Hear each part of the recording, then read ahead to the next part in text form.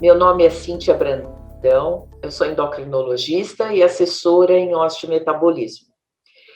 O Fleury recentemente incorporou em sua rotina um painel para o diagnóstico genético molecular da osteogênese imperfecta, de doenças ósseas relacionadas e da hipofosfatasia. A osteogênese imperfecta, ela compreende um grupo muito amplo e heterogêneo de distúrbios do tecido conjuntivo, caracterizados por fragilidade óssea e suscetibilidade a fraturas.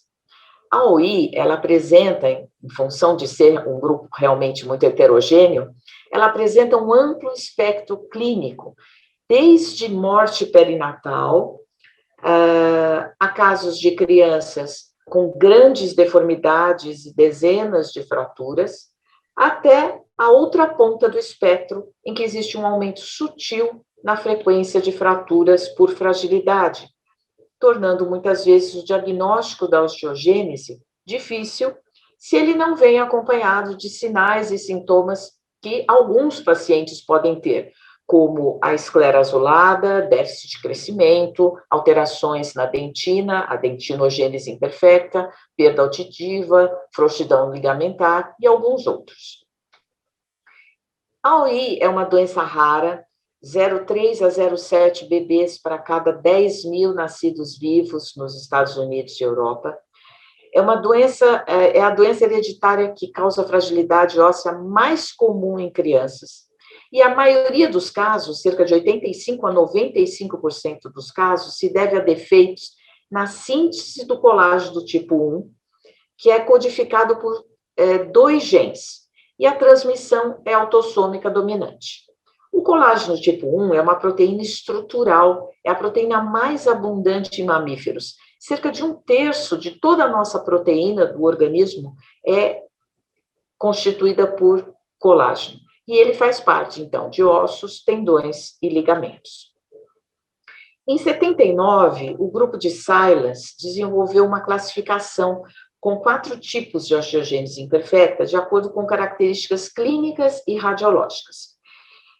Nessa classificação, a UI tipo 1, que é a mais frequente, é um quadro leve, que o indivíduo tem fragilidade óssea, tem um número aumentado de fraturas em relação à população geral, e tem esclera azulada. A esclera azulada é pela transparência dos meios do globo ocular, então a incidência da luz cria, então, esse efeito de esclera azulada. A UI tipo 2, que é a forma mais grave, que é a perinatal, que é letal. A UI tipo 3, que são indivíduos que apresentam dezenas de fraturas com muita deformidade. E a UI tipo 4, que é intermediária entre a forma mais leve, tipo 1, e a forma clínica mais grave, que é a tipo 3, em que o indivíduo tem esclera normal e tem algum grau de deformidade. Durante 30 anos, essa era a classificação da OI, e se acreditava, então, que a OI se devesse apenas a alterações, variantes alélicas, mutações nos genes do colágeno tipo 1.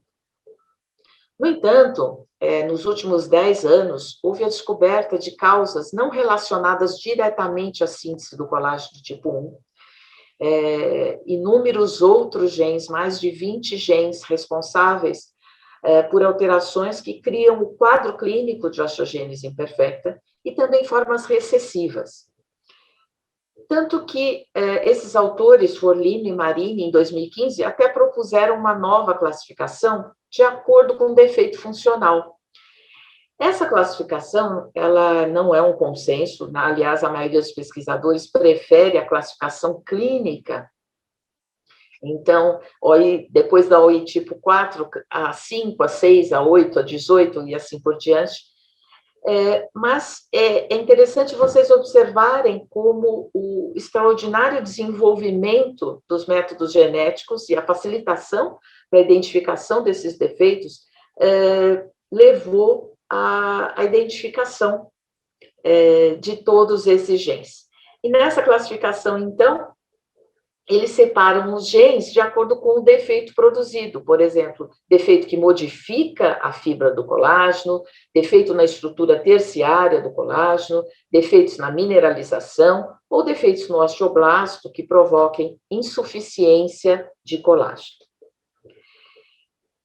O Fleury, ele disponibiliza, então, esse painel genético que permite avaliação simultânea de, neste caso, 24 genes, 23 ligados à OI, e o gene da fosfatase alcalina, que, quando alterado, leva à doença que é a hipofosfatasia, que é uma doença, uma outra doença de fragilidade óssea, que pode, em muitos casos, ser diagnóstico diferencial com a OI.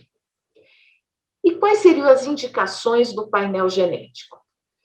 Para indivíduos que tenham a massa óssea muito baixa, principalmente desproporcional à sua idade, indivíduos jovens com baixa massa óssea, em que a história clínica não justifica esse achado.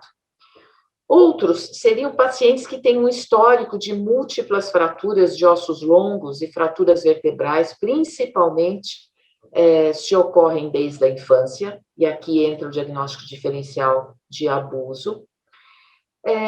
Para outros indivíduos em que tenham sinais clínicos, não esqueléticos, mas outros sinais clínicos que lembrem OI, como a esclera azulada, a dentinogênese imperfecta ou a frouxidão ligamentar.